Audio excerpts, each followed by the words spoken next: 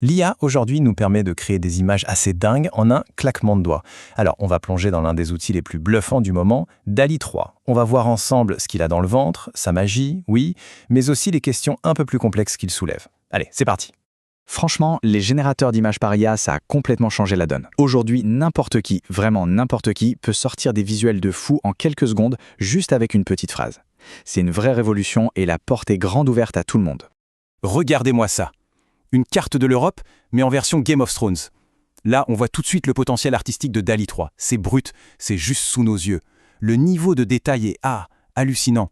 Les royaumes, les montagnes, les côtes, c'est pas juste une image là. On est face à une vraie œuvre d'art et elle sort d'une machine.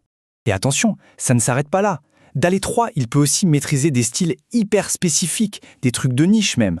Prenez ce pixel art par exemple. Ce n'est pas une simple copie, hein. L'IA a vraiment pigé les codes du style et elle les applique parfaitement.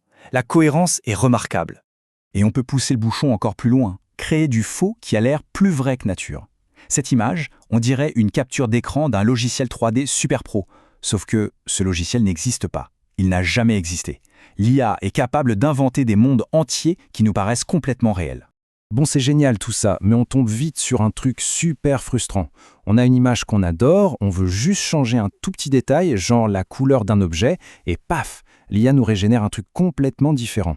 Alors comment on fait pour avoir ce contrôle, cette précision ? Eh bien, figurez-vous qu'il y a une astuce, une fonctionnalité un peu cachée qui résout pile ce problème. Ça s'appelle le système de seed. Le principe est hyper simple. Chaque image créée a son propre numéro d'identification, son seed, une sorte de graine. Et c'est justement cette graine qui est la clé pour avoir un contrôle beaucoup plus fin. Ok, mais concrètement, comment on s'en sert ? C'est super simple. D'abord, on génère une série d'images dans GPT comme d'habitude. Ensuite, quand on en trouve une qui nous plaît, on demande simplement à GPT quel est le seed de cette image. Et enfin, on lance une nouvelle instruction en disant « Utilise le seed numéro X et change tel détail ». Et là, magie. L'IA va modifier cette image précise au lieu d'en créer une nouvelle. C'est un outil de contrôle vraiment puissant. Avoir ce niveau de contrôle, c'est le rêve pour les créatifs. Mais toute cette puissance, cette capacité à créer du faux qui a l'air vrai et à le modifier au pixel près, ça nous force à nous poser des questions sérieuses sur la sécurité, sur l'éthique. C'est un peu la face cachée de cette technologie. Et ce n'est pas juste une vague inquiétude, hein. Des chercheurs se sont penchés dessus très sérieusement. Cette citation, elle vient d'une publication qui décortique les failles dans l'évaluation de la sécurité de ces IA. Le vrai sujet, c'est de bien comprendre de quel risque on parle. Du coup, la grande question, c'est comment on fait pour s'assurer que ces outils si puissants sont vraiment sûrs ? Comment sont-ils évalués aujourd'hui ? Qu'est-ce qu'on teste au juste ?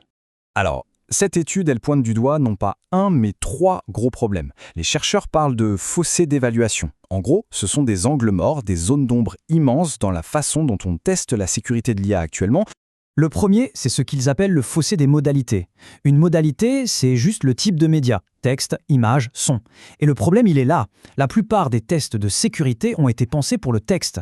Mais pour les images, comme celle de DALL-E, ou pour la vidéo, il y a beaucoup moins d'outils. En clair, on surveille de très près ce qu'une IA écrit, mais beaucoup moins ce qu'elle montre. Deuxième angle mort, le fossé de la couverture des risques. Ça veut dire que les tests actuels se concentrent sur des problèmes bien identifiés, comme les biais ou les contenus toxiques. Mais ils passent complètement à côté de pans entiers de risques. Par exemple, comment ces outils pourraient être détournés pour nuire ? Ou quel est leur impact sur notre propre façon de penser ? Et le troisième problème, c'est le fossé du contexte. Et là, c'est vraiment flagrant. Ce graphique le montre bien. La quasi-totalité des tests, c'est la grande barre bleue, mesure ce que le modèle est capable de faire en théorie dans un labo. Par contre, les tests sur son utilisation dans la vraie vie, son impact sur les gens, les toutes petites barres à côté, eh bien, ils sont quasi inexistants. Et la différence entre les deux, elle est énorme.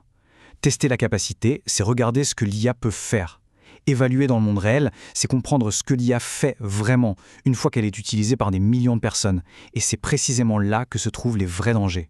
Bon, face à un tableau pareil, on pourrait se sentir un peu dépassé. Mais la bonne nouvelle, c'est que les chercheurs ne font pas que lister les problèmes, ils proposent aussi des pistes de solutions très concrètes. Alors que proposent-ils ? En gros, il faut devenir plus malin dans notre façon de tester. Par exemple, on peut adapter des méthodes qui existent déjà en sciences sociales. On doit aussi analyser les images elles-mêmes et pas juste leur description textuelle. Et surtout, il faut que des experts de plein de domaines différents se mettent à bosser ensemble. Mais il y a un point vraiment essentiel à comprendre. Les tests techniques seuls, même s'ils étaient parfaits, ne suffiront jamais. L'évaluation, ce n'est qu'une pièce du puzzle.